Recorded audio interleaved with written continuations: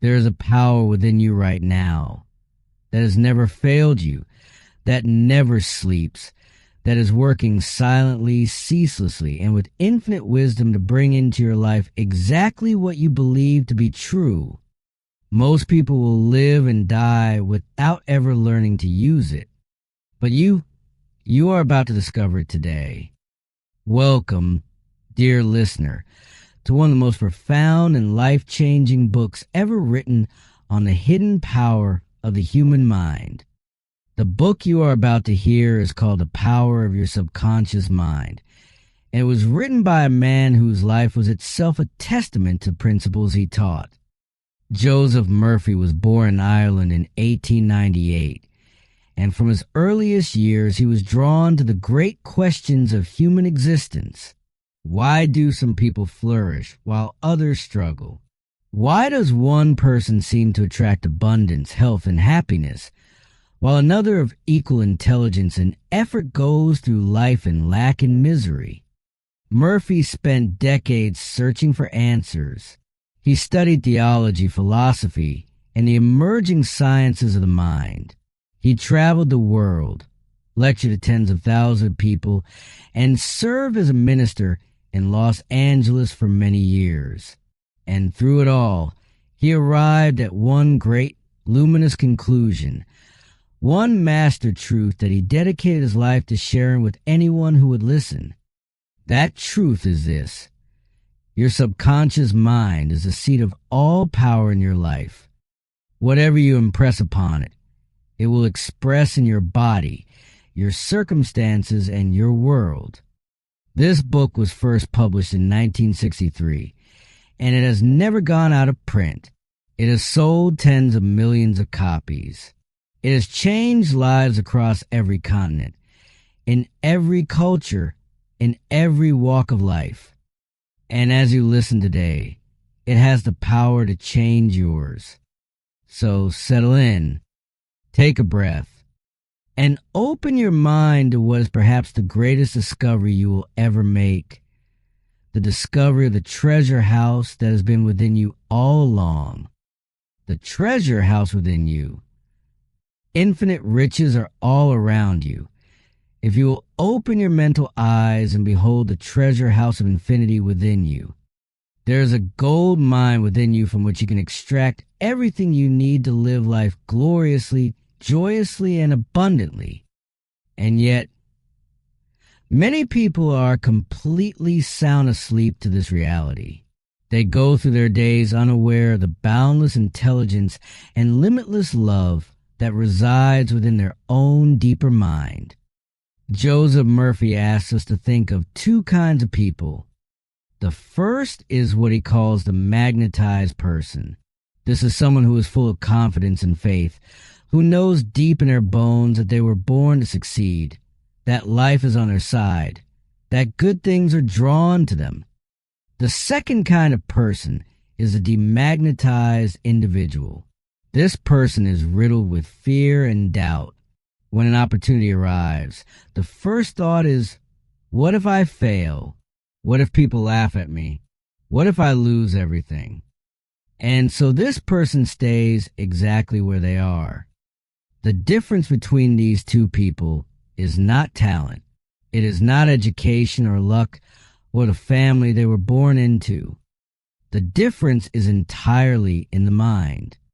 And what is this master secret that separates the magnetized from the demagnetized? It is the marvelous, miracle-working power found in your own subconscious mind. Now Murphy is careful here to make something very clear. You do not need to acquire this power. You do not need to earn it, buy it, or borrow it from anyone. You already possess it. Every single human being walking the face of this earth has access to this infinite inner reservoir. The question is simply whether you know how to use it. Within the depths of your subconscious lie infinite wisdom, infinite power, and infinite supply of all that is necessary for a rich and fulfilling life. These potentialities are waiting right now for you to recognize them. The infinite intelligence within your subconscious mind can reveal to you everything you need to know at every moment of time. It can open the way for new inventions, new discoveries, new creative expressions. It can attract to you the ideal companion, the right business partner, the financial freedom you have longed for. Murphy uses a beautiful image to help us understand how the two parts of the mind work together. He asks you to think of yourself as a gardener and your subconscious mind as the rich, fertile soil of a garden. All day long, you are planting seeds.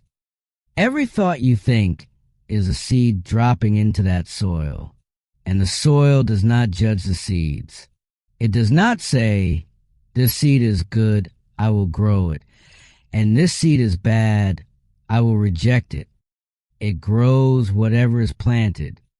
If you plant seeds of peace, joy, abundance, and goodwill, that is what will come forth in the garden of your life. But if you plant seeds of fear, lack, resentment, and worry, those too will grow faithfully and inevitably after their kind. This means that the world you experience around you is, in the most profound sense, a reflection of the inner world of your own thinking. This is not a poetic metaphor. Murphy insists it is a literal, scientific, spiritual law.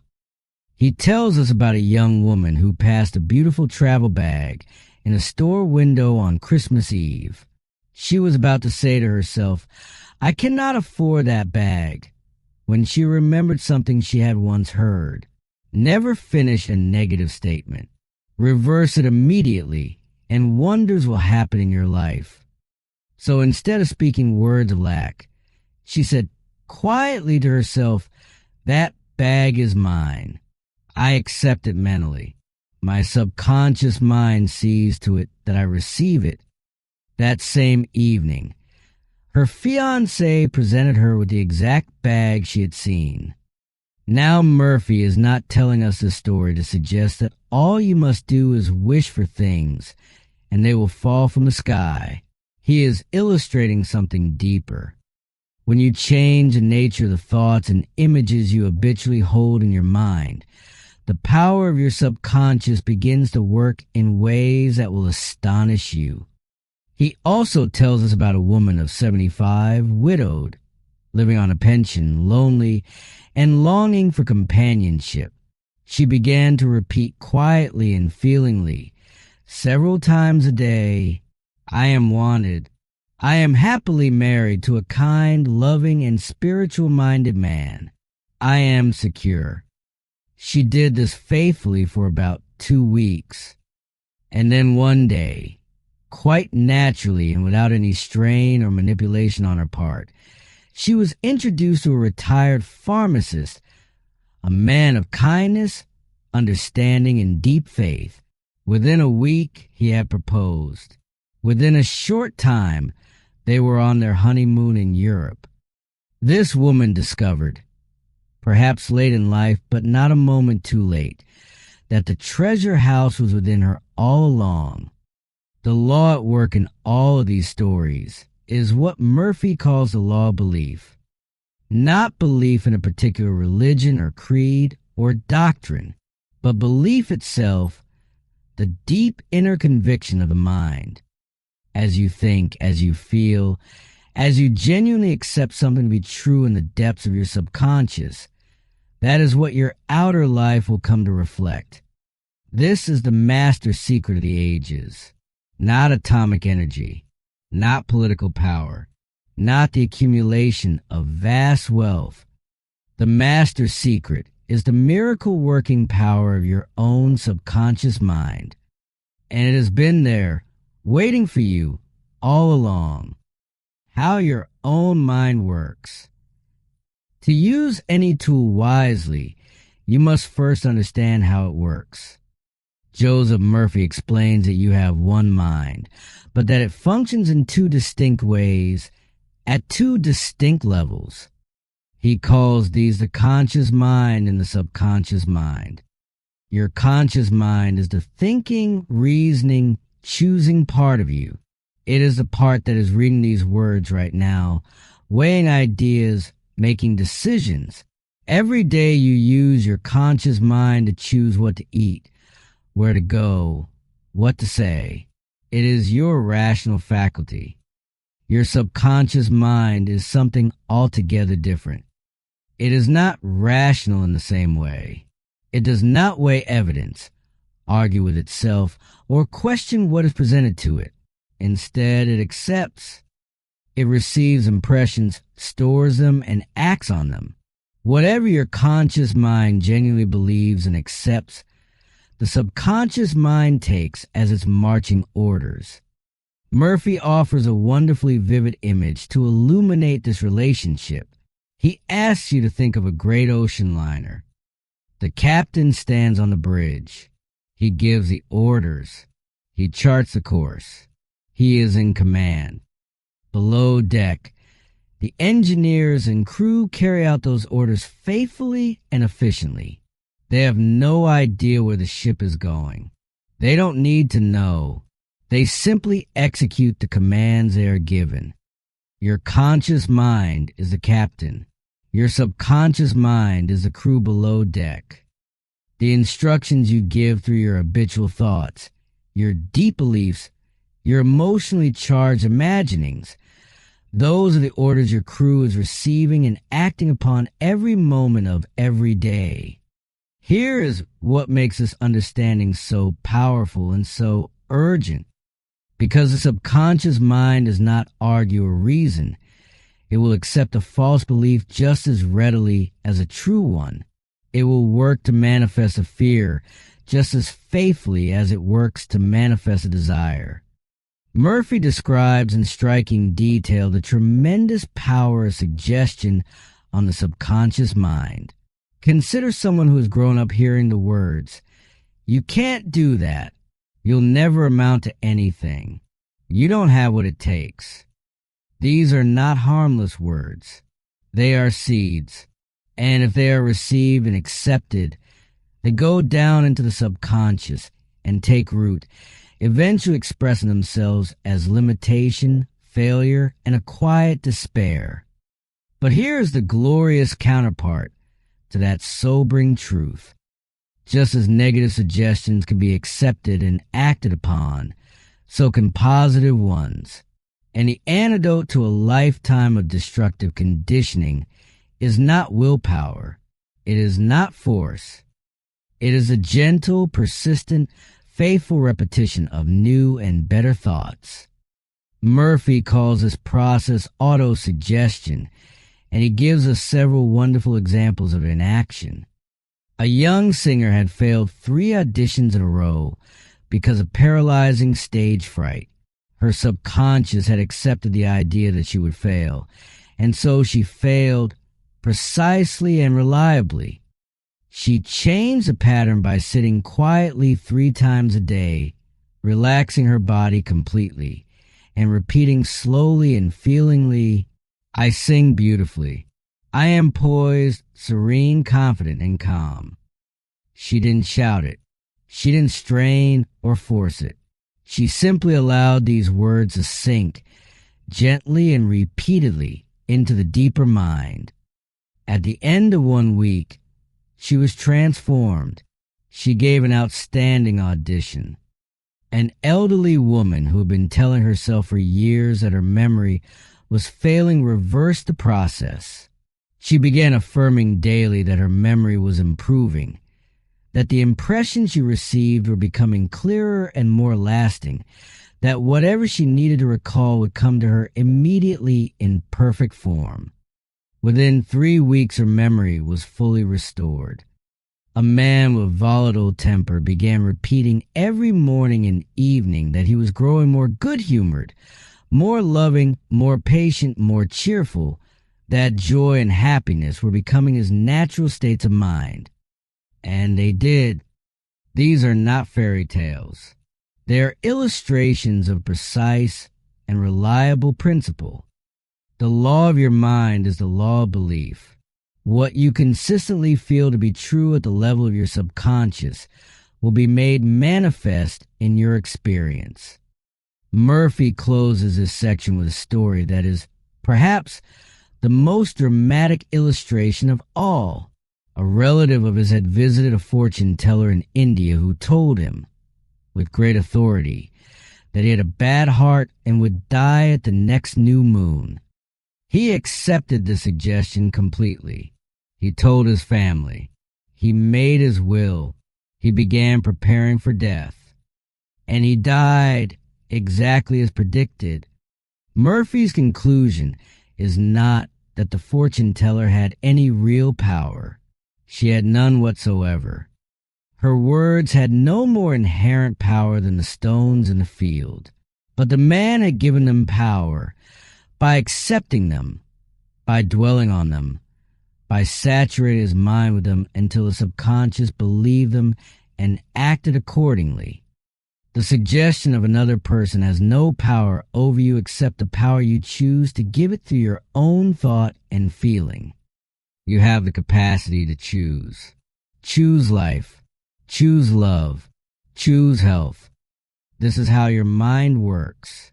And now that you understand it, you can begin today to work with it consciously and wisely.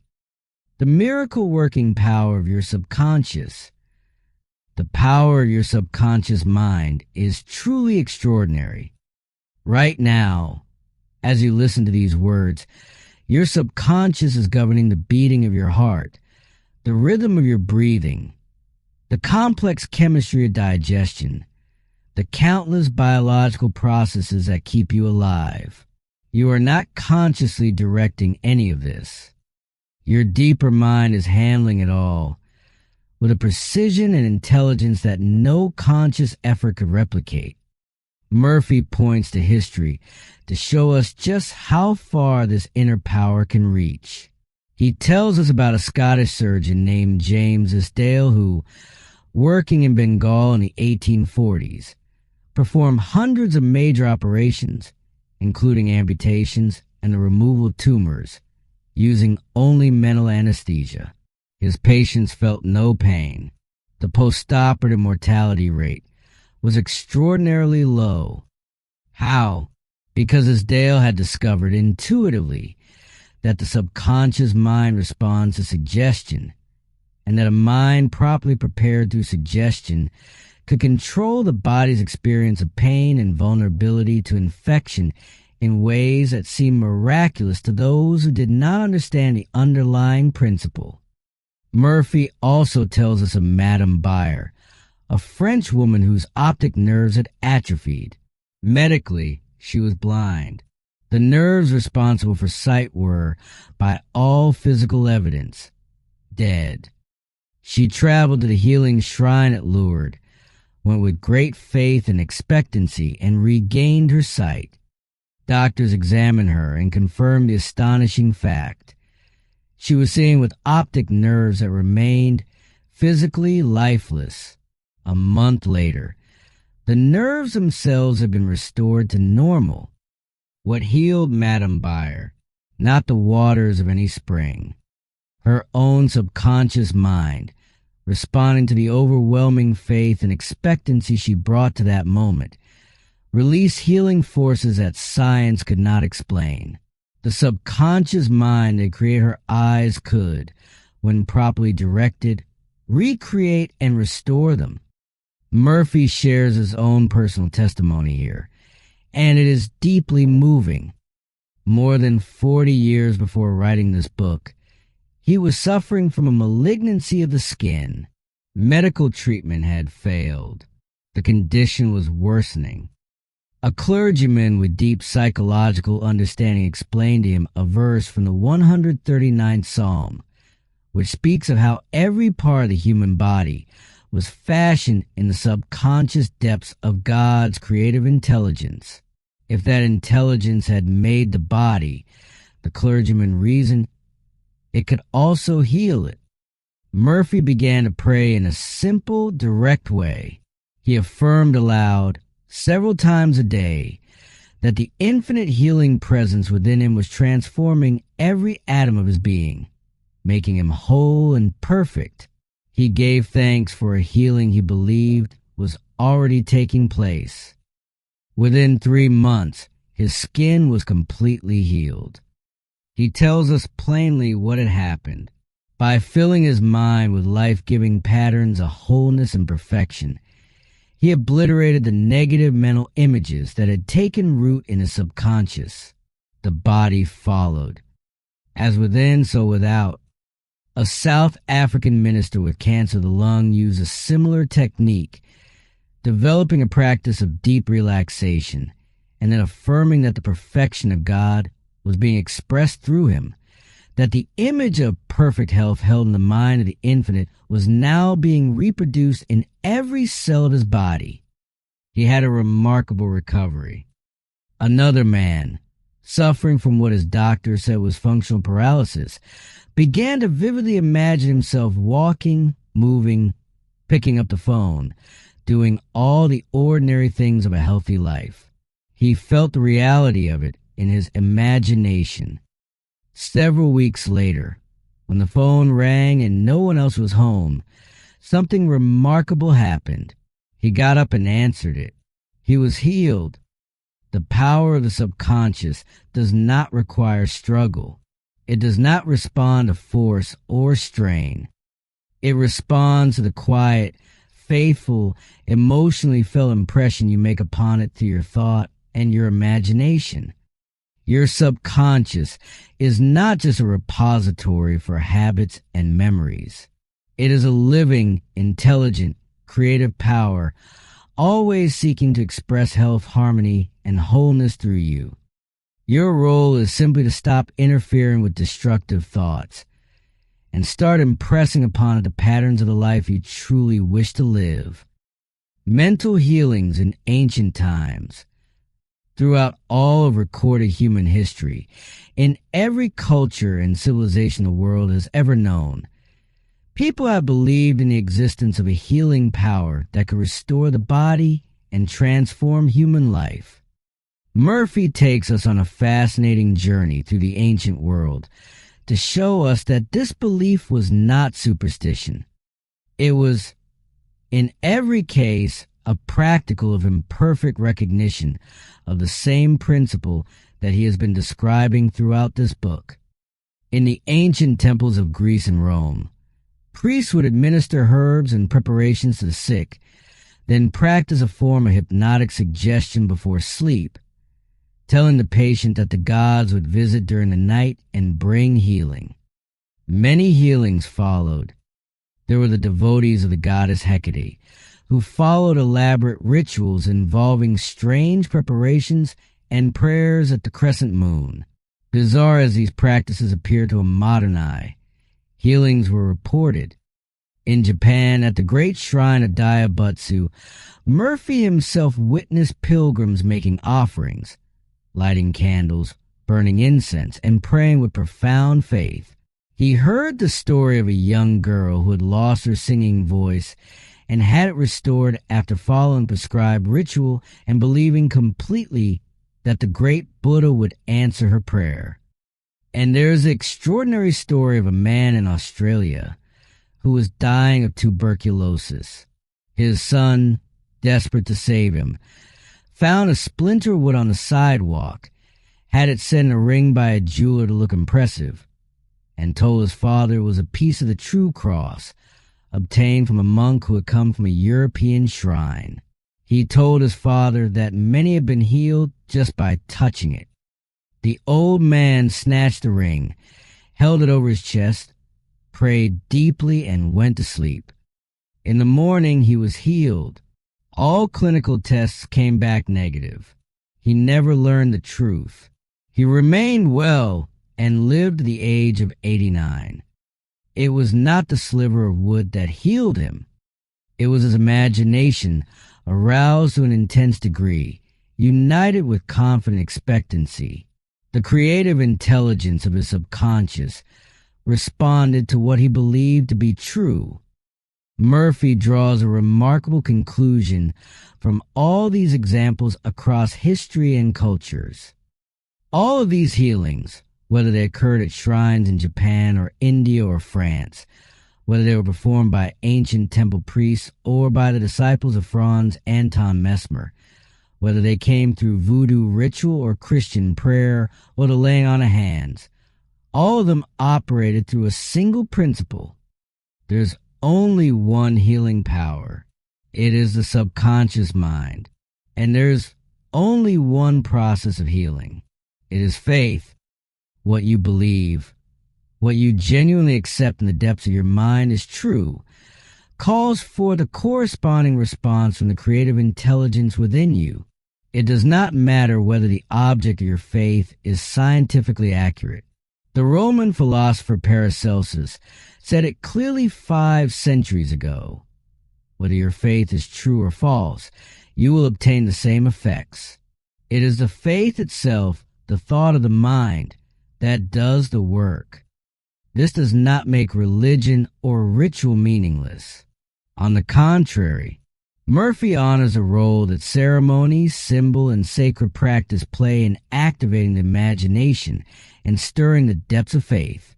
But he wants us to understand what is truly happening when healing occurs, so that we can apply it consciously, intelligently, and deliberately without depending on a particular shrine or formula. The healing power is in you. It has always been in you, and you can learn to direct it. Mental healings in modern times. The ancient world knew about the healing power of the subconscious, even if it did not fully understand it. Modern times have brought us closer to a clear and scientific understanding of why these healings happen and how to make them happen deliberately. Murphy reminds us of something that the greatest physicians and healers throughout history have always known. No doctor ever truly healed a patient. The surgeon removes the obstruction, and the healing intelligence within the body does the rest. The psychologist removes the mental block, and the life principle surges forward to restore wholeness. As the ancient saying goes, the doctor dresses the wound and God heals it. The one healing power that moves through all of us and that all genuine healers access in one way or another is a creative life intelligence resident in the subconscious mind. Now, Murphy wants to draw a crucial distinction between what he calls blind faith and what he calls scientific prayer or prayer therapy. Blind faith is when someone heals or is healed without any clear understanding of what is actually happening. A person goes to a faith healer or touches a relic or drinks from a sacred well and is healed because their subconscious mind has been moved to a state of complete expectancy and openness. This can work. History proves it works. But it is not reliable or teachable because it depends on circumstances outside your control. Prayer therapy or scientific prayer is different.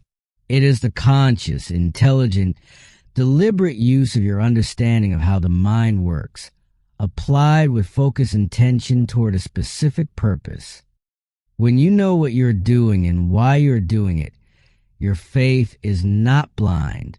It is the most powerful force in the universe, directed with wisdom. Here is the essence of the method. You turn away completely and fully from the appearance of the problem. You refuse to give power to the condition, the symptom, or the fear. Instead, you dwell upon a reality of wholeness, of the healing presence within, of the infinite intelligence that created your body and knows exactly how to restore it. You claim this healing as an already present reality. You give thanks for it. You feel the gratitude is real. You maintain your mental attitude of conviction, refusing to let doubt enter the door. And then you let go. You do not strain or push. You do not beg or plead. You simply release your request of the deeper mind, the way a farmer plants a seed and walks away trusting the laws of growth to do their work. Murphy tells us about a psychologist friend who had tuberculosis confirmed by X-ray. Every night before sleep, he would quietly affirm that every cell, nerve, tissue, and muscle in his lungs was being made whole, pure, and perfect, and that his whole body was being restored to health and harmony. He never mentioned his illness by name. He never dwelt on the condition itself. He focused entirely on the desired outcome. Complete healing followed within a month. The X-ray showed no trace of the disease. He told Murphy the wisdom behind his approach. The kinetic action of the subconscious continues throughout your sleep time, so give it something good to work on as you drift off into slumber. Murphy's advice on this point is strong and clear. Stop talking about your ailments. Stop giving them a name. Stop feeding them with your attention and fear. The only nourishment these conditions receive is your own mental focus on them. Become, as Murphy puts it, a mental surgeon. Cut away the dying branches of negative thought and let the life principle flow through you freely and fully. What you imagine as true and feel as real will be brought forth from your subconscious. This is not wishful thinking. This is the way the mind works. Learn to use it, and your life will never be the same. Practical techniques in mental healings. Understanding a principle is one thing. Knowing how to apply it is another. Murphy is nothing if not practical. And in this chapter, he gives us a rich and varied collection of specific techniques for impressing the subconscious mind with the outcomes we desire. Not one technique, not two, but many, so that you can find the approach that works best for your particular mind and temperament. The first technique he describes is what he calls the passing over technique. This is perhaps the simplest of all. You enter a calm, relaxed, unhurried state of mind, and you simply think about what you want, not with strain or desperation, but with ease, with natural confidence, knowing that the infinite intelligence of your subconscious is already at work bringing it to pass. He tells us about a little girl with a bad cough and sore throat who kept saying quietly and firmly to herself, "It is passing away now. It is passing away now." And it did within an hour. The utter simplicity and innocence of her approach was itself the key. She did not wrestle with the condition. She simply held the passing of it as gently and naturally as she would hold any other thought. The second technique is visualization. Your subconscious mind responds powerfully to mental images. What you hold vividly in the mind's eye, backed by feeling and faith, eventually makes its way into your physical experience. Murphy himself used this technique before every public lecture. He would sit quietly, still the mind, and then imagine an entire auditorium filled with people, radiant, happy, open, inspired. He would imagine them saying, "I am healed. I feel wonderful. I have had a transformation." He would hold this vision until the feeling of it became real and vivid. And regularly, after those lectures, people would stop him to say that their prayers have been answered. The third technique is the mental movie method. Here you construct a complete inner drama, with yourself as a central character living in fulfilled state you desire. You give it vivid detail. You see the faces of people around you, hear their voices, feel the textures and sensations of the life you are imagining. You make it as real and complete as a motion picture. He describes how he once used this technique to find a permanent location for his lectures when he was traveling through the Midwest. From a hotel room in Spokane, he lay on a couch, closed his eyes, relaxed completely, and imagined himself standing before a large audience in his ideal location, saying, "I am glad to be here. I have prayed for the ideal opportunity." The next morning, he received a telegram offering him exactly what he had imagined. The fourth technique comes from Charles Baudouin of the Rousseau Institute in France.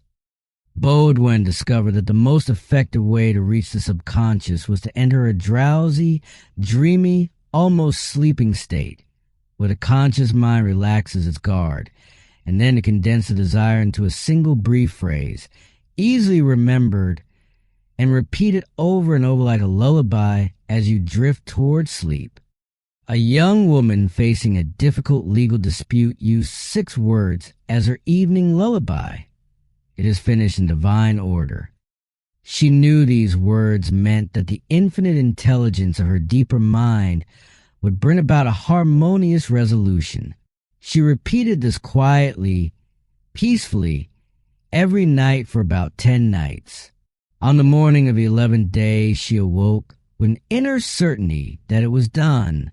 Her attorney called that same day to say that the opposing party was ready to settle. A harmonious agreement was reached.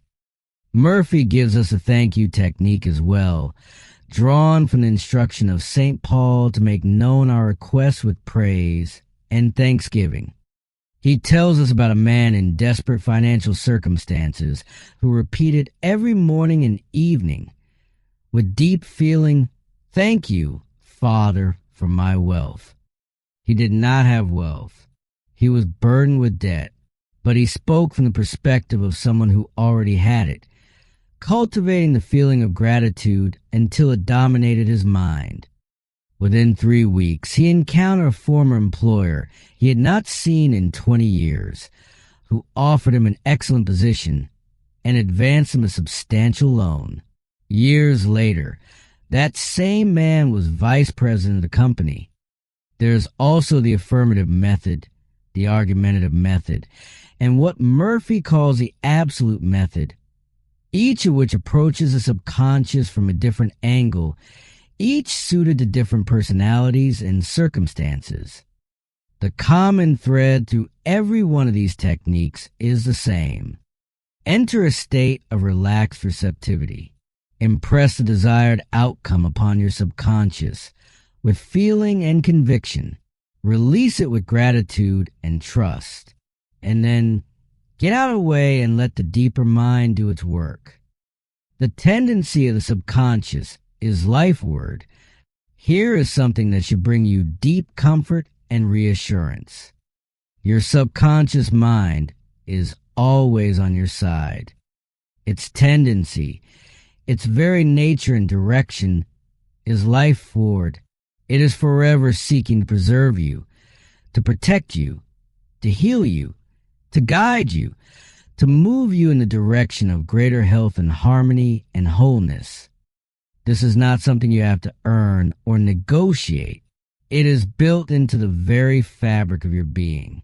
Your subconscious is the builder of your body, and every moment of every day it is working quietly and ceaselessly to maintain and restore you. Think of what happens when you cut your hand.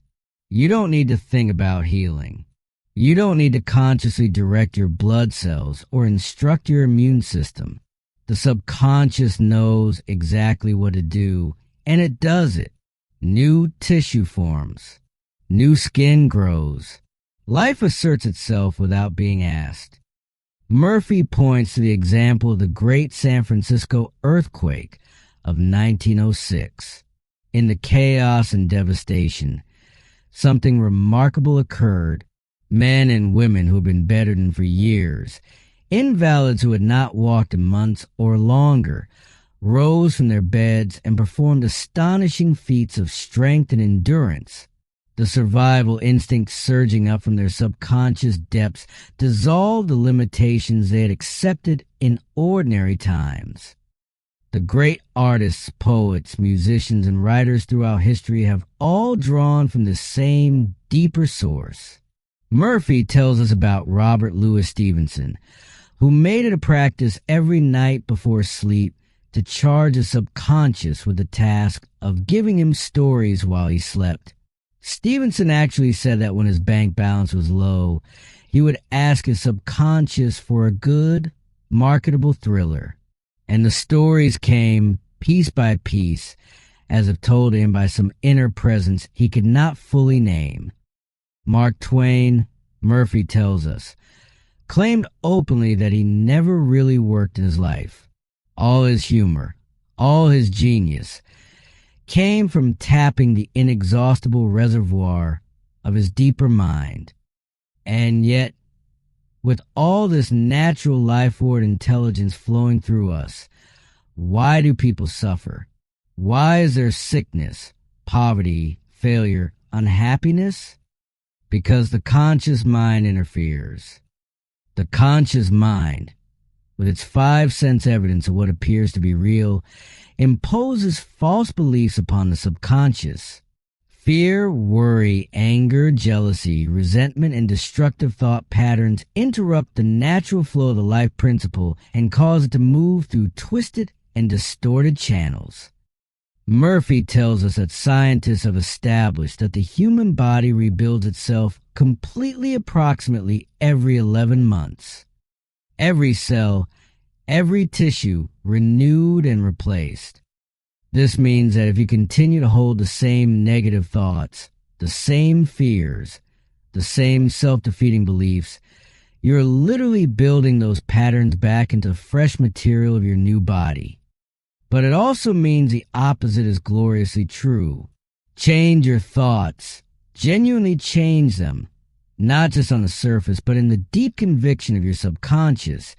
And you change your body, your health, your circumstances, your life. It is normal to be healthy. It is normal to be vital and strong. Sickness is the abnormality, not the natural state. The natural direction of your subconscious is always toward life, toward growth, toward healing, toward wholeness. Feed it with thoughts of harmony, beauty, abundance, and peace. Let it work as it was designed to work, and watch as it brings forth, reliably and powerfully, the life it has been designed to help you live.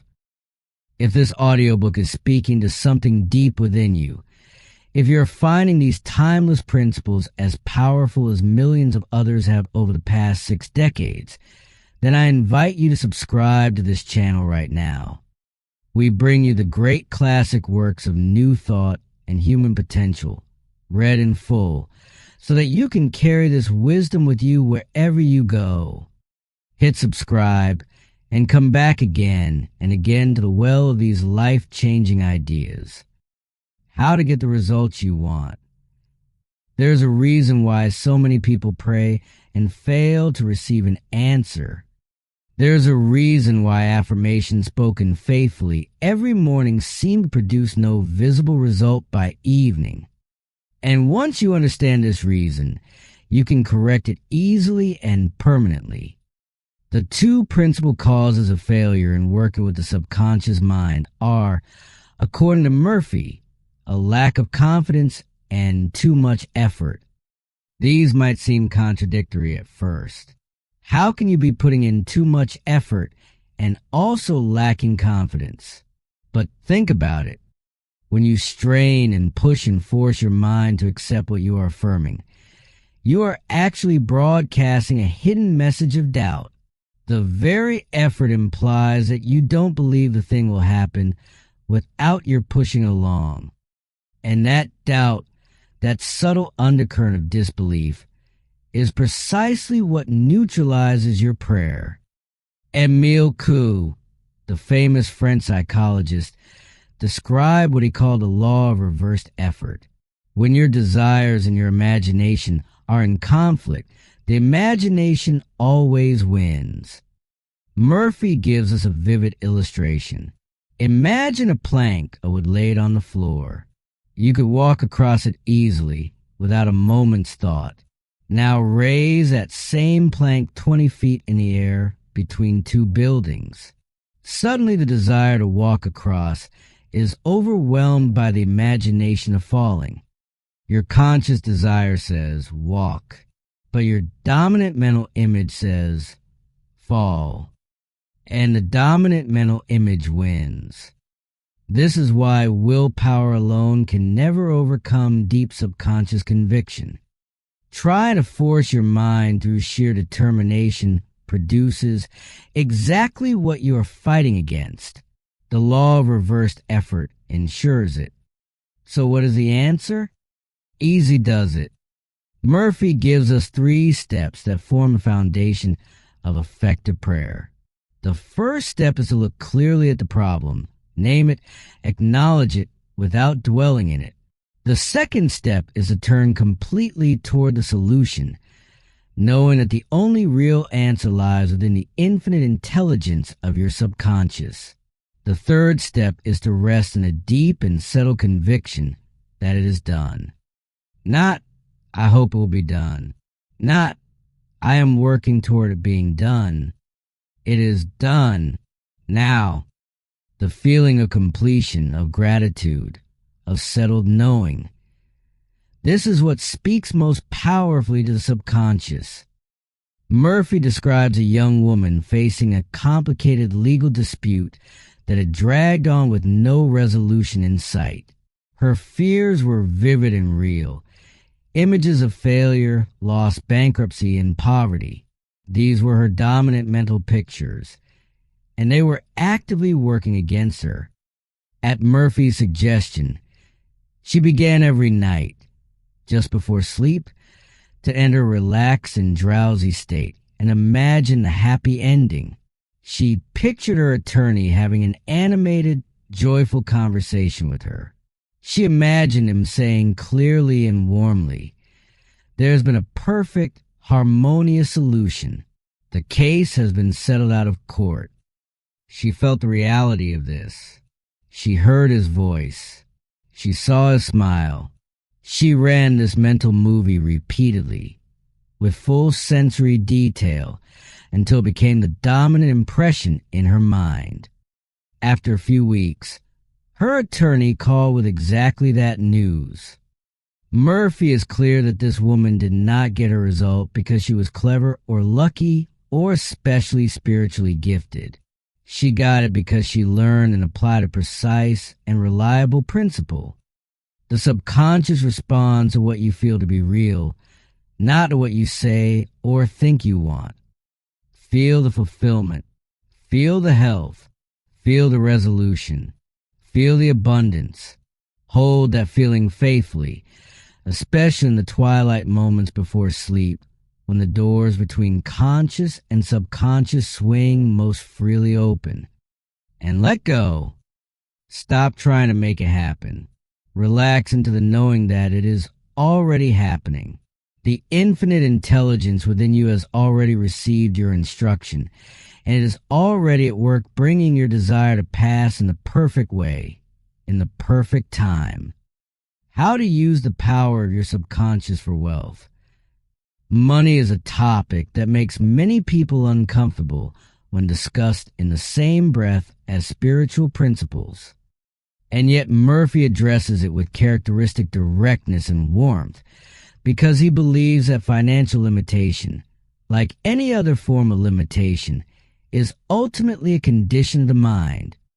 If you're having financial difficulties, if you are constantly struggling to make ends meet, always feeling that there is not enough, Murphy says the fundamental reason is that you have not yet convinced your subconscious mind of abundance. He begins with a principle that is startlingly simple and yet profound in its implications. Wealth is not primarily a matter of how hard you work or how many hours you put in. Wealth is a subconscious conviction. He tells us about a highly successful executive who took 9 months off every year to travel the world, earn an extraordinary income, and freely acknowledge that many of the people working under him knew more about the business than he did. The difference between him and them? He had succeeded in convincing his subconscious mind that he was worth that kind of abundance. They had not. Murphy acknowledges the objection that immediately arises in most minds. Surely, he doesn't mean that you simply decide to be rich and the money appears? No, But he does mean that your outer financial reality will never long exceed the inner conviction of your subconscious. The outer world is always a reflection of the inner world. If your deeper mind is steeped in a conviction of lack, limitation, and scarcity, your circumstances will confirm it, no matter how hard you work against the current. This is why simply repeating the words, "I am wealthy," "I am prosperous" over and over often produces no result, and sometimes makes things worse. If in your heart you feel that these words are a lie, if your conscious mind knows they contradict your present reality, your subconscious will reject them. The dominant feeling of lack will override the stated words. The solution is not force, but a gentler, wiser approach. Murphy suggests dwelling quietly on the word wealth itself, not claiming to have what you don't yet have, but anchoring your mind on the real power within you. He suggests affirming things that your mind can accept without resistance.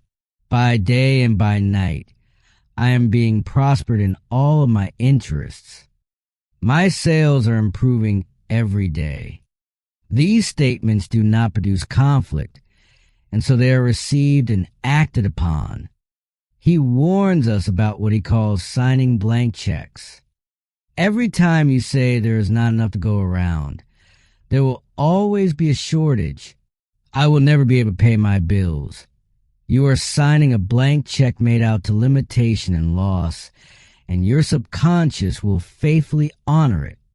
The envy of another's success is one of the most powerful blocks to wealth Murphy identifies. When you see a competitor or a colleague prospering and you feel resentment or bitterness, you are condemning the very thing you desire.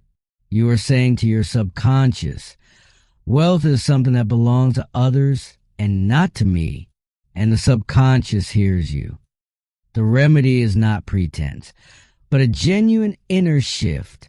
When you see another person's success, practice saying with all sincerity, "Isn't it wonderful? I rejoice in their prosperity. I wish for them even greater wealth." As you hold the spirit of goodwill, the mental block dissolves, and wealth can begin to flow toward you naturally. The subconscious mind is like a universal bank. Murphy says, it magnifies and multiplies whatever you deposit in it.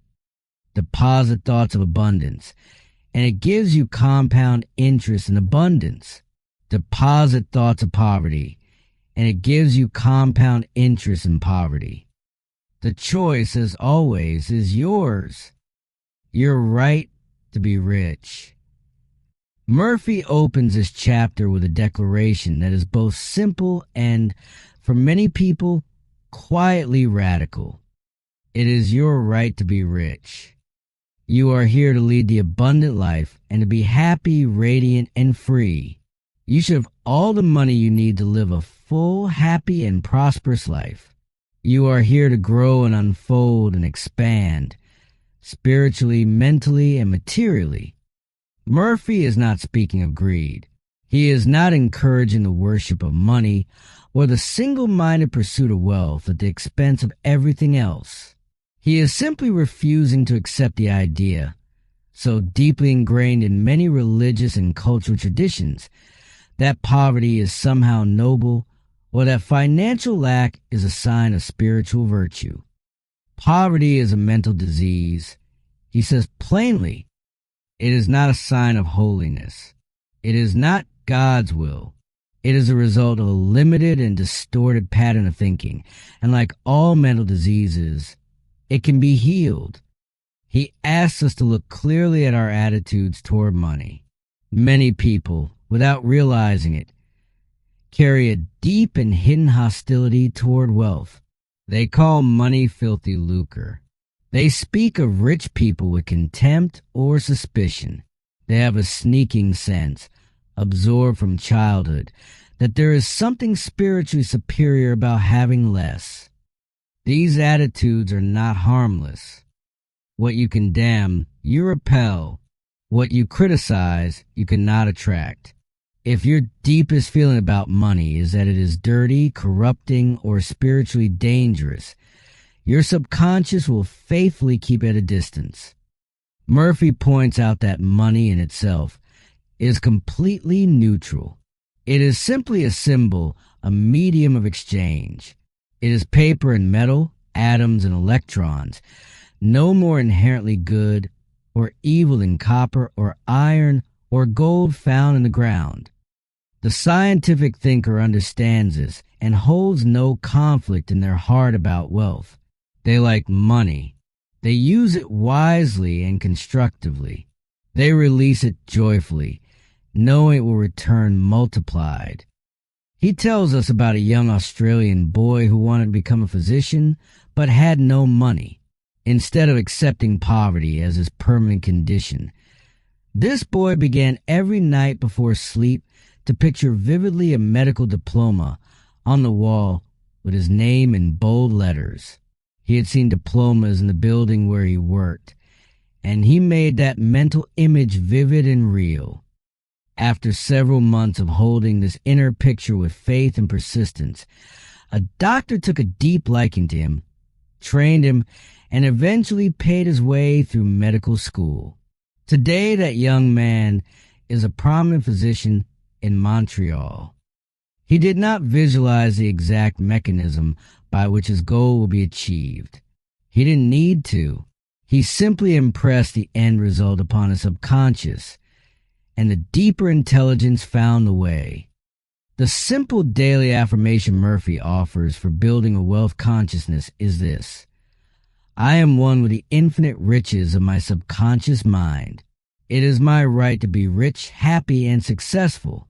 Money flows to me freely, copiously, and endlessly. I am forever conscious of my true worth. I give of my talents freely, and I am wonderfully blessed financially. It is wonderful. Write this in your heart, live it, feel it, and claim the abundant life that is your birthright. Your subconscious mind is a partner in success. Success, as Murphy defines it, is not merely the accumulation of money or prestige. Success means successful living. A long period of peace, joy, and happiness on this earth may rightly be called success. The eternal experience of these qualities, that is the fullest and deepest success a human being can know. He lays out 3 steps that form a kind of ladder to genuine, lasting success. The first step is to discover what you truly love to do, and then do it. Success is in loving your work. When your work is an expression of your deepest gifts and interests, the subconscious power behind you is fully engaged, and the energy and inspiration that flow through you are inexhaustible. But what if you don't know what your true calling is? Murphy's answer is characteristically direct. Pray for guidance. Go into the silence of your inner world and sincerely ask, the infinite intelligence of my subconscious mind reveals to me my true place in life. Ask with faith and patience, and the answer will come. It may come as a feeling, a hunch, a growing sense of direction, an idea that presents itself repeatedly. The second step is to specialize. Whatever field you choose, know it deeply. Go further than the surface. Read everything. Attend every gathering. Seek mastery. Not out of ego or competition, but out of genuine love for your field and the desire to serve others through it. The person who brings the deepest knowledge and the most dedicated service to their work will never lack for recognition or reward. The third step is the most important of all. Your desire for success must not be selfish. It must serve others. The path of a complete circuit must be formed. Your idea, your talent, your offering must go out into the world with the purpose of blessing and serving those you meet. When it does, it comes back to you many times over. But when the motive is purely self-centered, the circuit is broken and life brings back limitation instead of abundance. Murphy tells us about a movie actor who grew up on a farm with almost no education, but with a dream burning in him since boyhood. Even while mowing hay or milking cows, he would imagine his name in great lights on a theater marquee. He held this vision for years, through every ordinary task of his daily life.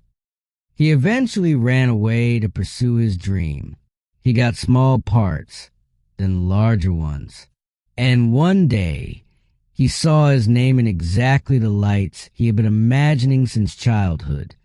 He understood by then that the power of a sustained imagination is not fantasy. It is the bridge between where you are and where you intend to be. Murphy also tells us about a stockbroker who began practicing the technique of mental imaginary conversations, drawing on the method used by the great writer Goethe. He would sit quietly and imagine a conversation with a wealthy, wise, and experienced banker friend. Seeing the friend's face, hearing his voice, feeling the warmth of his appreciation for wise and profitable investment decisions. He made this inner drama as vivid and real as possible. The broker's actual investment results improved dramatically. He was not changing his technical analysis. He was changing the inner atmosphere of confidence and clarity from which his decisions arose. And his subconscious mind, now saturated with a feeling of wise judgment and successful outcomes, guided him accordingly. There is no separation between your inner life and your outer results. They are one continuous reality. Change the inner, and the outer must change with it. This is a subconscious partnership that Murphy invites you into. Scientists use the subconscious mind. You might wonder whether the principles Murphy has been describing belong only to the realm of spirituality and personal development. You might wonder whether hard science, the world of laboratories and experiments and rational inquiry, has anything to say about the power of the subconscious. The answer is yes, and the stories Murphy gathers in this chapter are among the most fascinating in the entire book. Friedrich von Stradnitz, a brilliant chemist, had been wrestling for a long time with the problem of the structure of the benzene molecule. He knew the component atoms, but he could not figure out how they were arranged. Every rational attempt to solve the puzzle had failed.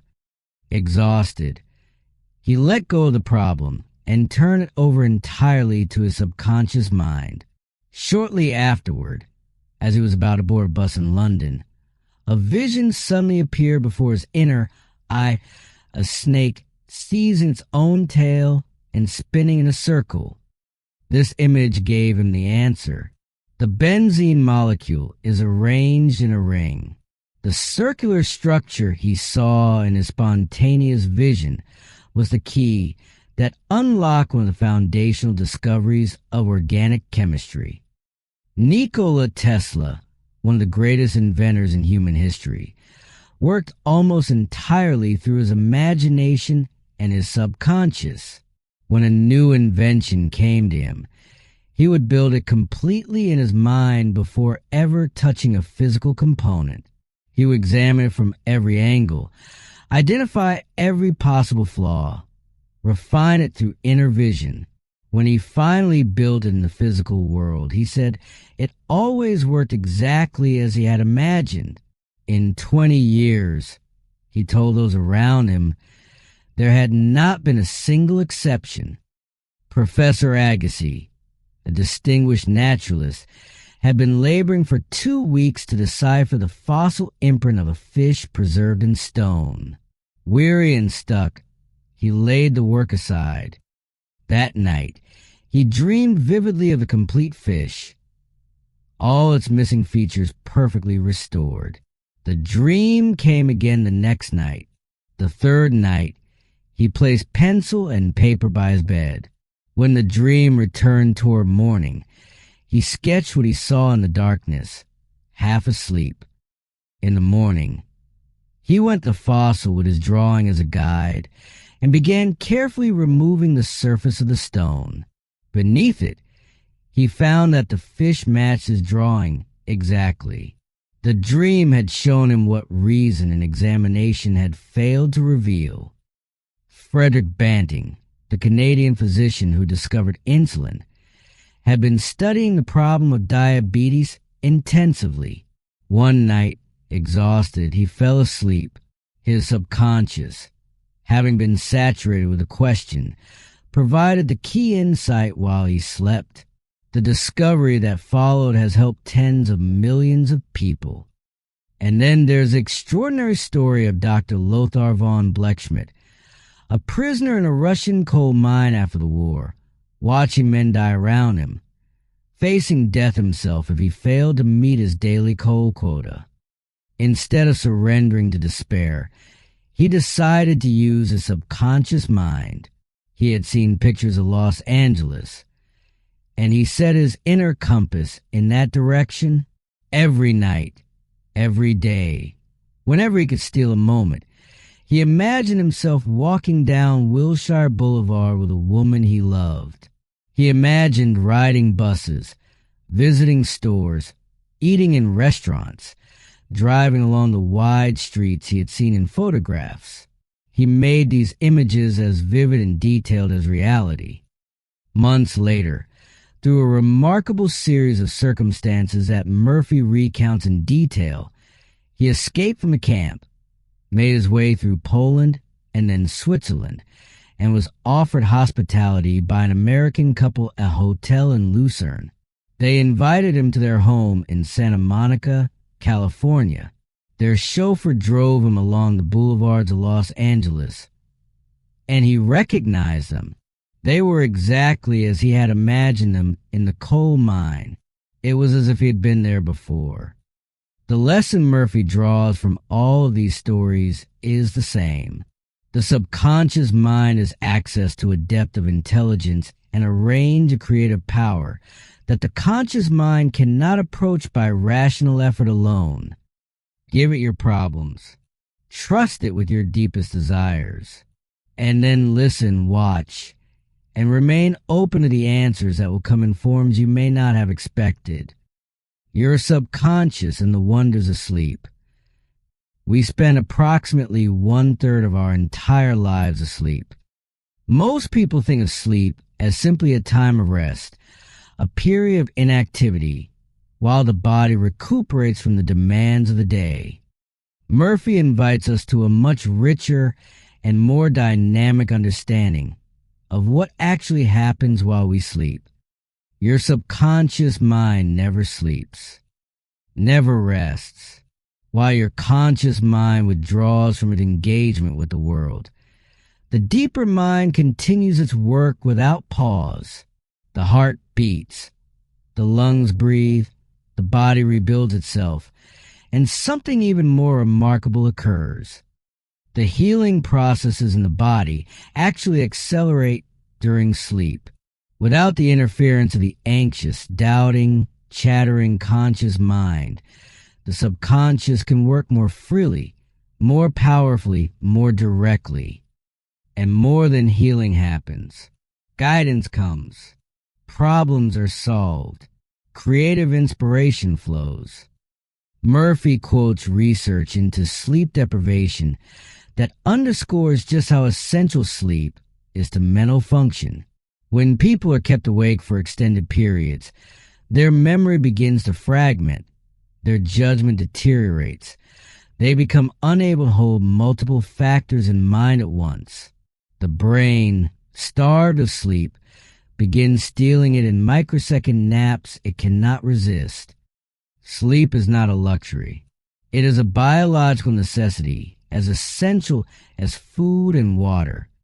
But Murphy's deeper concern here is spiritual and creative, not merely biological. He tells us about Robert Louis Stevenson, whom we have already heard of, who had developed a highly disciplined practice of giving his subconscious specific creative assignments before sleep. When he needed a good, marketable story, He asked for it, and the subconscious delivered, piece by piece, like a faithful storyteller whispering in the night. He tells us about a woman who prayed before sleep about a major career decision, repeating quietly and trustingly, "The creative intelligence of my subconscious mind knows what is best for me. Its tendency is always lie forward, and it reveals to me the right decision which blesses me and all concerned." She woke the next morning with a strong and peaceful inner knowing. She followed it. Events subsequently confirmed it was exactly right. Murphy describes his own remarkable experience years before the Second World War, when he prayed about whether to accept a lucrative assignment in the Orient. In a vivid dream, a trusted friend appeared holding newspaper headlines warning of war and urging him not to go. He canceled the trip. 3 years later, Pearl Harbor confirmed everything the dream had shown him. The most powerful technique Murphy offers for working with the subconscious through sleep is simple, direct, and available to every one of us tonight. In the quiet moments just before you fall asleep, when the conscious mind is relaxing its grip and the subconscious mind is rising toward the surface, plant your request. State your desire clearly and calmly. Affirm the answer as already present.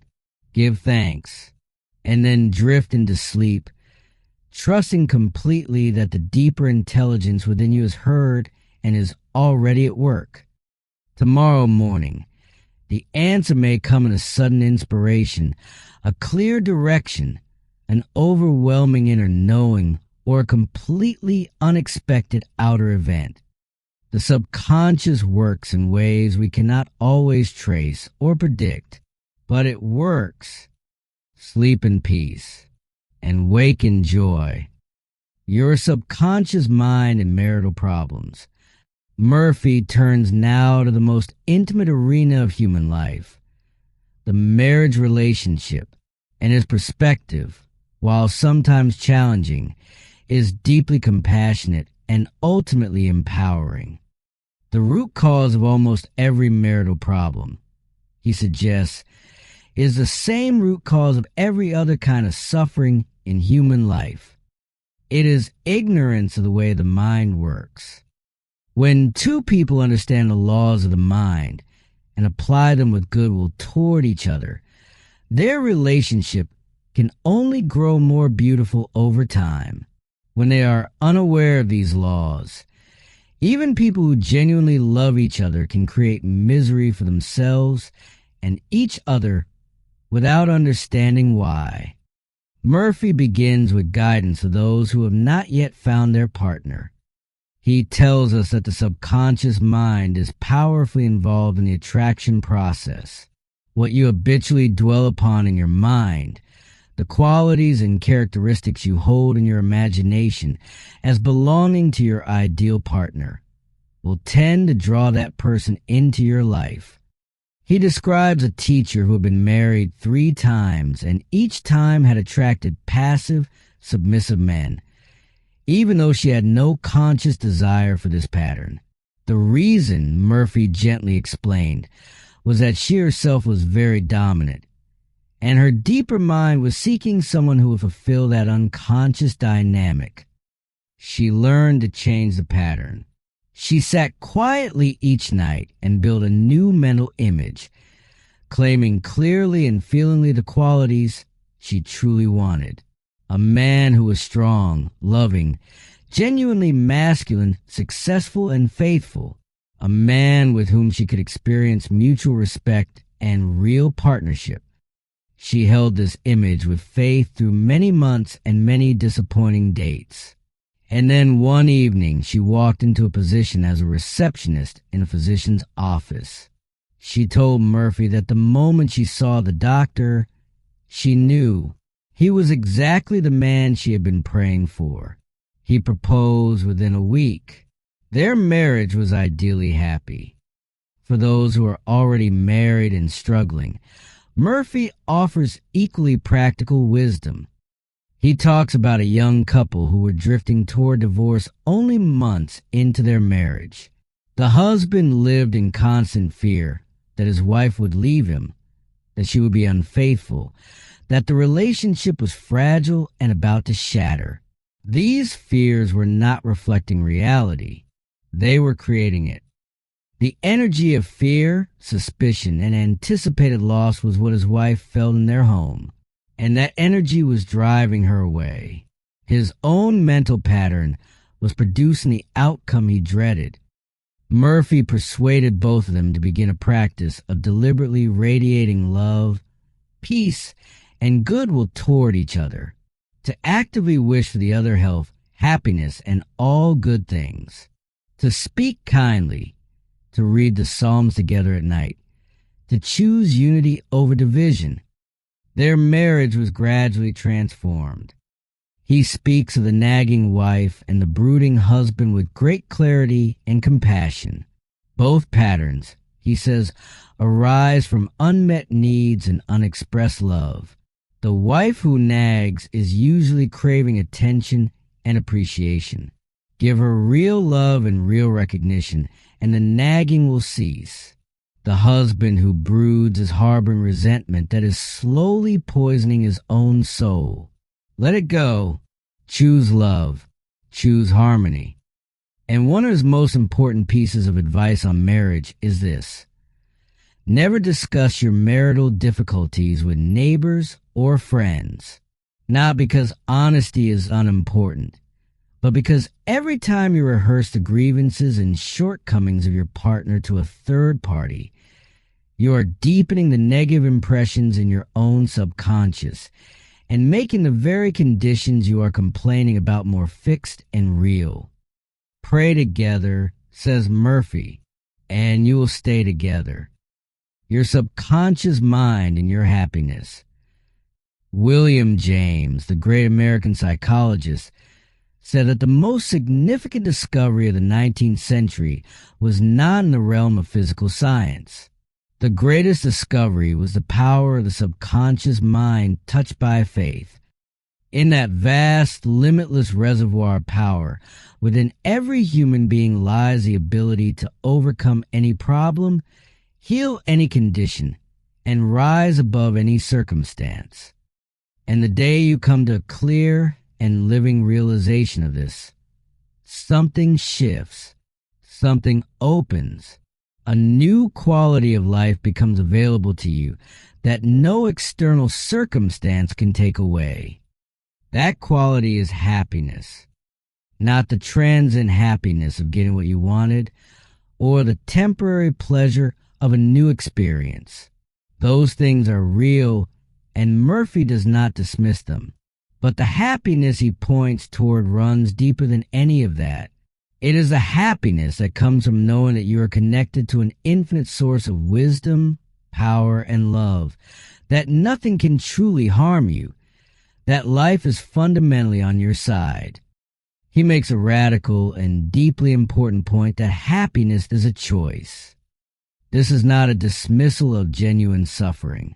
It is an invitation to understand where happiness actually lives. It does not live in conditions of your outer world. It lives in the quality of your inner world. A farmer Murphy once stayed with in the west of Ireland seemed always to be singing and whistling, always full of humor and goodwill, always at peace. Murphy asked him his secret. The farmer said simply that it made a habit every morning and every night of blessing his family, his crops, and his cattle, and of giving thanks for the wonderful harvest. He had been doing this for 40 years. Happiness had become for him as natural as breathing. Murphy gives us a beautiful morning practice. Before rising, in those first quiet moments of awareness, affirm, "Divine order takes charge of my life today and every day. This is a new and wonderful day.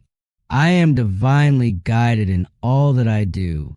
Divine love surrounds and enfolds me. I choose happiness today. I choose success today. I choose peace today." This is not empty repetition. This is the conscious planting of seeds in the garden of your subconscious. In the fertile, receptive moments of early morning, when the doors between the two levels of mind stand most open. Murphy tells us about a business executive who was eaten alive by resentment toward his colleagues and had watched his company and his health deteriorate as a result. He began every morning affirming that all those in his organization were honest, sincere, cooperative, and full of goodwill. He claimed that infinite intelligence was guiding every decision, that peace and harmony reigned in every mind and heart. When fearful or angry thoughts arose during the day, he would stop and say quietly to himself, "Peace, harmony, and poise govern my mind at all times." After about 2 weeks of this discipline, his colleagues called him in to congratulate him on his work and his leadership. Nothing in the outer circumstances had changed initially, but as his inner world shifted, the outer world responded. There is no block to your happiness in the outer world. The block, if there is one, is only in the patterns of your own thought and feeling, and those patterns can be changed. Choose happiness, not because your circumstances merit it, not because everything is perfect, but because you have the power to choose what you plant in the deep soil of your mind, and happiness planted faithfully today is the harvest of tomorrow. Your subconscious mind and harmonious human relations. The quality of your relationships with other people is, in large part, a direct reflection of the quality of your inner life. Murphy opens this chapter with one of the most important passages in the entire book, drawing on the teaching of Jesus in the Gospel of Matthew. Do unto others as you would have them do unto you. Most people understand this as an instruction about outward behavior. But Murphy reveals the deeper, inner meaning that transforms it from a moral guideline into a precise law of the subconscious mind. As you would that men should think about you, think you about them. As you would that men should feel about you, feel you about them. As you would want men to act toward you, act toward them in the same manner. This is not merely ethics. This is a description of how the mind actually works. Because your mind is a creative medium, whatever you think and feel about another person is first and foremost a movement in your own consciousness. When you hold someone in contempt or resentment, even silently, even while smiling at their face, those thoughts are working in you. They are being received by your own subconscious and generating destructive conditions in your own life. Murphy tells us about a man who would go into a rage every morning reading the newspaper. His fury at certain columnists, his suppressed indignation and hostility, had produced bleeding ulcers. His body was literally paying the price of his emotional habits. When Murphy helped him understand that the power lay entirely in his own reaction, and that no columnist had heard him without his internal consent, this man began to change. He learned to read with detachment, to disagree with outrage, to choose his inner responses rather than being driven by them. His ulcers disappeared. A private secretary who had convinced herself that she hated women and was widely disliked in her office discovered, through Murphy's gentle guidance, that the vibration she was projecting was what she was receiving back. Her inner attitude of superiority, irritability, and resentment was being felt by those around her. She began a practice of deliberately radiating love, peace, tolerance, and kindness to everyone in her workplace. She anchored her thoughts on harmony and goodwill. When negative reactions arose, she caught them and redirected them. The change in her experience was complete. The criticism ceased. The gossip stopped. Her colleagues became friends. Murphy offers a crucial insight about difficult people. There are genuinely wounded, distorted, psychologically sick individuals in the world. People who are bitter, cynical, argumentative, and destructive. Murphy's counsel is not to be naive, but to be compassionate. You would not hate or condemn a person with a physical deformity. Learn to respond the same way to mental and emotional deformity. To understand all is to forgive all. The master key to all harmonious human relations is this: wish for the other what you wish for yourself. Health, happiness, abundance, peace, not as a performance, not to manipulate outcomes, but as a genuine movement of the heart, knowing that what you sincerely wish for another, you are simultaneously impressing upon your own subconscious mind. What blesses another blesses you. What you genuinely send out returns to you. This is a law, and it is a law of infinite mercy and justice. How to use your subconscious mind for forgiveness. Life, Murphy tells us, holds no grudges. Think about what happens when you cut your hand. Life immediately begins the work of repair. It sends no punishment for your carelessness. It makes no judgment. It simply restores, as naturally and inevitably as water finds its level. This is the nature of the great creative power, at the heart of existence. It is always moving toward health, toward wholeness, toward restoration. It never condemns. It simply responds to the state of your own mind. When we set up walls of resentment, bitterness, unforgiveness, and guilt within ourselves, we are blocking this natural flow. We are creating congestion in our own mental and spiritual system, and that congestion, allowed to persist, will eventually express itself as physical and emotional suffering. Murphy tells us about a man who worked exhaustingly every night until 1 in the morning, paying no attention to his family, driven by an unnamed and unacknowledged guilt about something he had done to his brother years before. His blood pressure was dangerously high.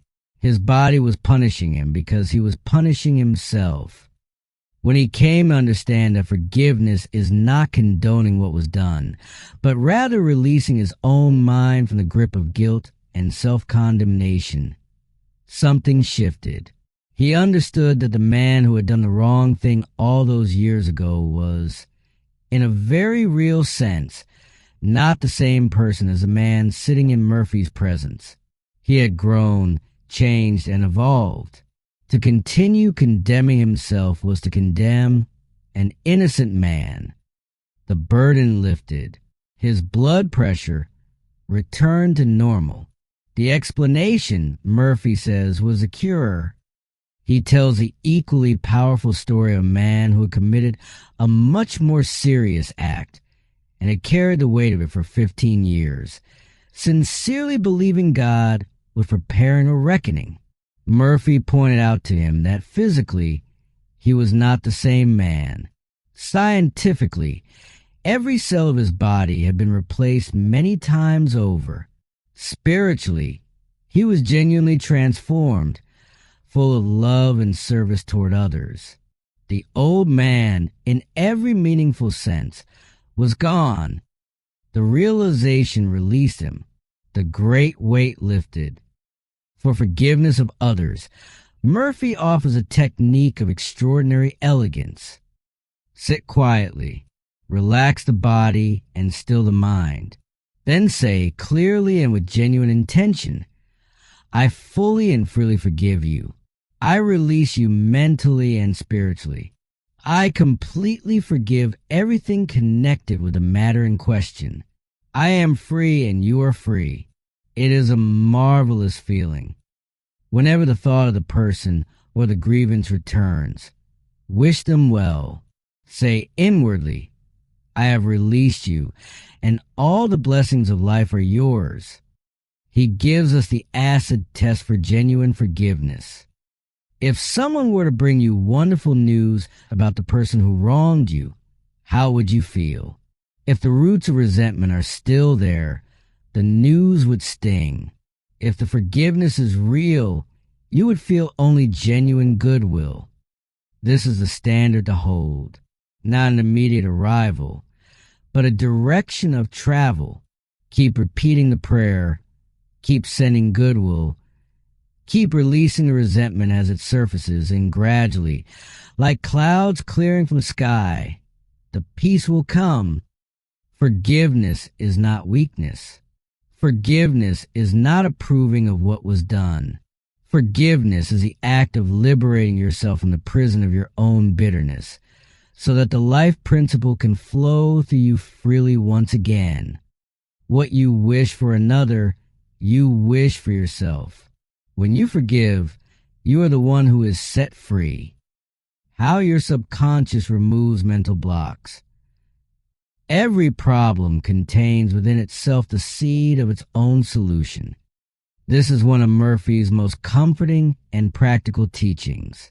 Whatever obstacle or challenge you face, however immovable it may appear, the solution already exists, not somewhere out in the world, but within your own subconscious mind. The infinite intelligence that underlies all life knows the answer. Your task is simply to access it. He begins with an examination of habit, which he identifies as one of the most powerful functions of the subconscious mind. You are, to a very large degree, a creature of habit. The way you walk, the way you speak, the way you respond to difficulty, the way you feel about yourself and your prospects, these are all habitual patterns established through repetition and now operating automatically from your subconscious. This is not a problem. It is, in fact, one of the mind's great gifts. Habits free the conscious mind from having to manage every small action. They automate the routine so that attention can be given to what is new. But the same mechanism that makes positive habits possible also makes negative habits binding. And breaking free from a destructive habit requires understanding this mechanism and working with it, not against it. Murphy tells us about a man whose drinking had cost him his family, his dignity, and his peace. He had tried willpower. He had tried promises and resolutions. Nothing had worked because he was approaching the problem from the wrong level. Murphy helped him understand that the habit lived in his subconscious and that it could only be displaced by a new pattern also established in the subconscious. The man developed a practice of entering a quiet, relaxed, meditative state and vividly imagined a fulfilled outcome.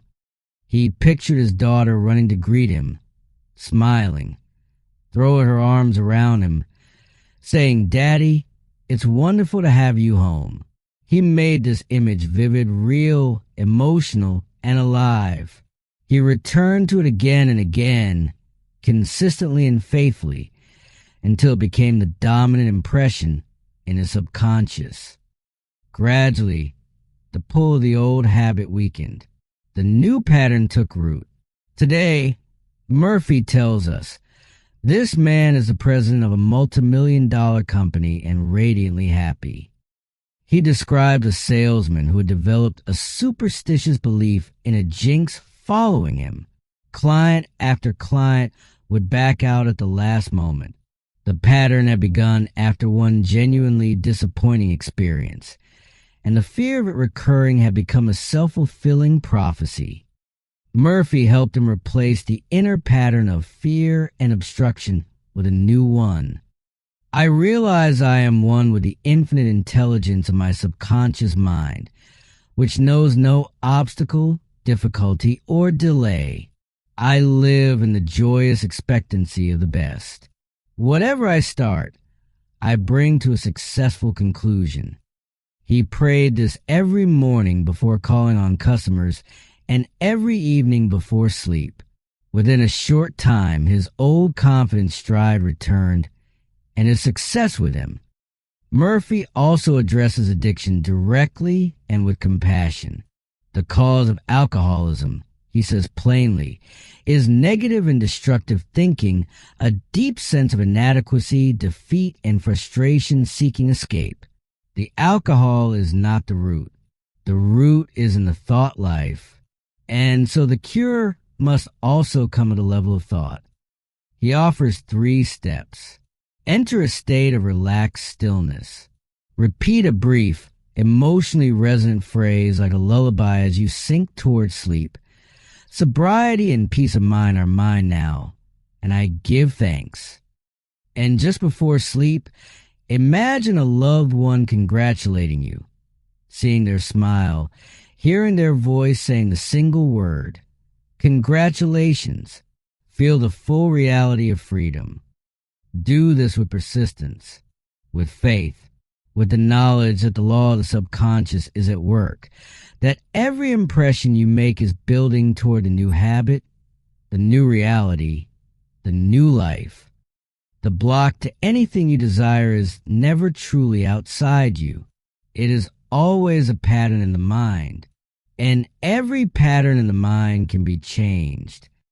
How to use your subconscious mind to remove fear. Fear is the greatest enemy of human flourishing. Behind failure, behind sickness, behind broken relationships and unfulfilled potential, Murphy says again and again we find fear.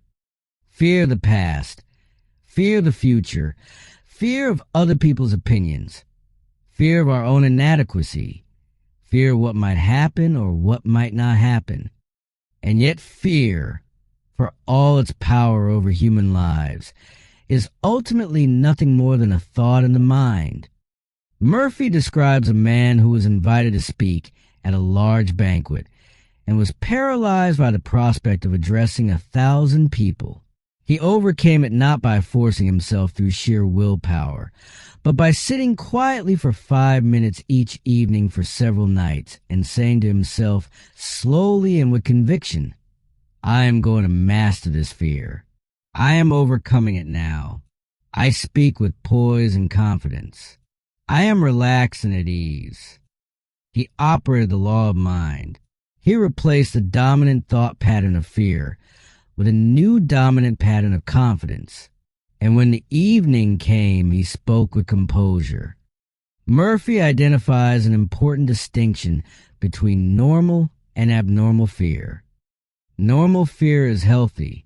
When a car comes speeding around a corner, your fear makes you step back. It is an alarm system built into your nature for self-preservation. Abnormal fear is something different entirely. It is fear of things that have no present reality. It is the imagination running wildly down catastrophic paths, creating disasters that don't exist, and then responding to those imaginary disasters as if they were real. He tells us about a businesswoman who, before a planned trip around the world by plane, began cutting out every newspaper story of aviation disasters she could find. She filled her imagination with images of crashes and drowning. Had she persisted, Murphy believes she would have attracted exactly what she feared. He tells us about a general manager who spent 3 years in quiet terror that he would lose his job.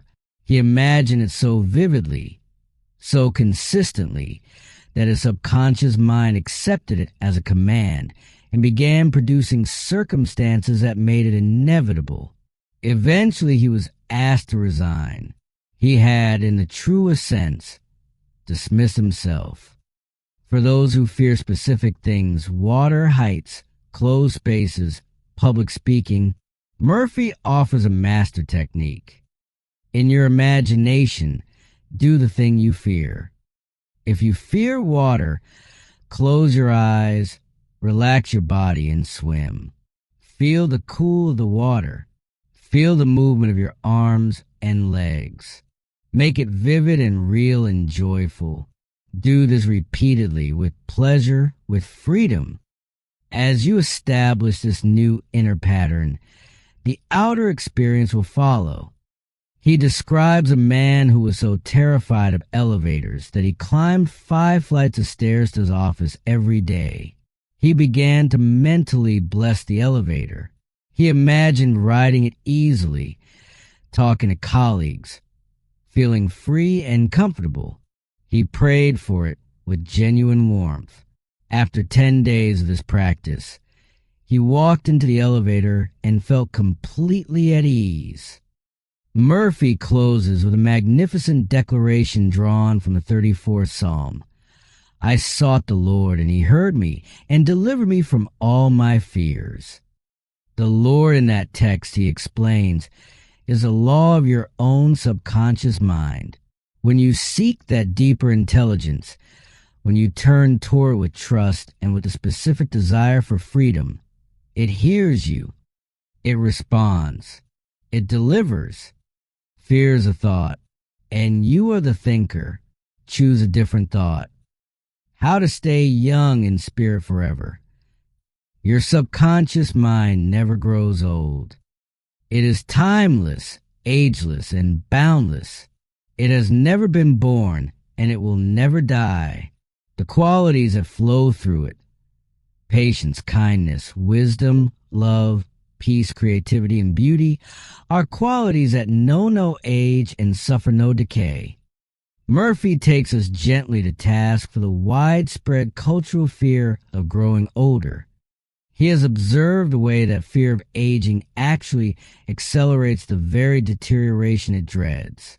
Medical researchers have noted that it is not time itself that causes premature aging, but the neurotic fear of time. He tells us about a man in London who was over 80, deeply ill, and consumed by the feeling of uselessness. His cry was that he was good for nothing, that nobody wanted him, that the end was near. This mental attitude of futility and worthlessness was the primary cause of his suffering. He had grown old in his thought life long before his body followed.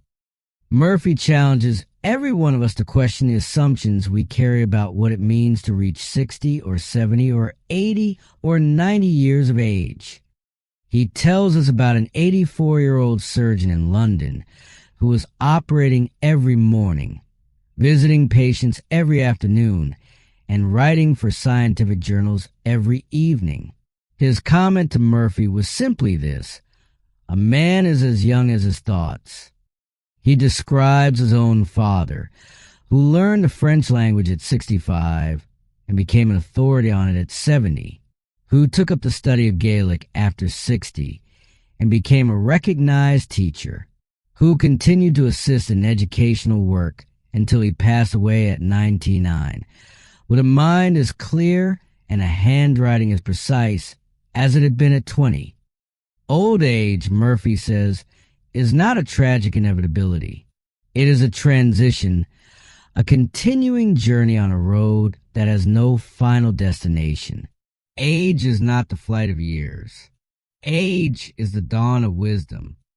And the fruits that age can bring, peace, understanding, emotional maturity, spiritual depth, the ability to see clearly what matters and what doesn't, are among the most precious gifts a human life can offer. He speaks movingly about the senior citizens he knew, men and women of 80 and 90 and beyond, who were still bringing vitality, wisdom, and creative energy to the world. Goethe finishing Faust at 80, Michelangelo painting his greatest work at the same age, Newton working close to 85, Wesley preaching and leading at 88. You grow old, Murphy says, when you lose interest in life, when you stop dreaming, when you cease to hunger for new understanding, new experience, new discovery. And you can remain young in spirit, in mind, in the quality of your presence in the world, as long as you remain open, curious, loving, and connected to the infinite life that flows through you. If you are retired, do not retire your mind. Take up something you have always wanted to explore. Travel in the directions your working years did not allow. Study, create, Serve. Pour your accumulated wisdom into the world, because the world needs it. You are a son and daughter of infinite life which knows no end. Your true self is not subject to decay or diminishment. The light within you is eternal. Let it shine. A memorable OFF. And so we arrive at the end of our journey through one of the most remarkable books ever written on the power of the human mind. But in truth, this is not an ending. It is a beginning. Joseph Murphy spent his life teaching a simple and magnificent truth that you carry within you in the deep and quiet reaches of your subconscious mind, a power that is greater than any circumstance you will ever face. A wisdom that is older than any question you will ever ask. A love that is stronger than any fear. You do not have to earn this power. You do not have to be a saint or a scholar or a person of extraordinary willpower. You simply have to understand how your mind works and then begin today to work with it rather than against it. Change the seeds you are planting in the garden of your subconscious. Plant thoughts of health and watch healing unfold. Plant thoughts of abundance and watch prosperity find its way to you. Plant thoughts of love and harmony and watch your relationships transform. Plant thoughts of peace and feel the anxiety begin to loosen its grip on your life. This is not magic. It is law. The same reliable, consistent, faithful law that makes water flow downhill and seeds grow toward the light. You cannot fight it, but you can use it. And when you learn to use it wisely, there is nothing in this world that you cannot, in time, overcome or achieve or become. Joseph Murphy closed his own life and work with the same message he had carried for decades. The treasure house is within you. It has always been within you. Look there first. Look there always. And what you find there will astonish you. Thank you for spending this time with The Power of Your Subconscious Mind by Joseph Murphy. If this audiobook has moved you, encouraged you, or opened something new in your understanding of yourself, please share it with someone who needs it. Leave a comment below telling us which idea struck you most deeply today. And please subscribe to this channel if you have not yet done so. We are dedicated to bringing you the great timeless works of new thought and human wisdom. Read fully and carefully so that you can carry these ideas with you wherever life takes you. Come back again. There are many more treasures waiting. Until then, be well, be whole, and remember the magnificent truth that this book was written to give you. You are greater than you know.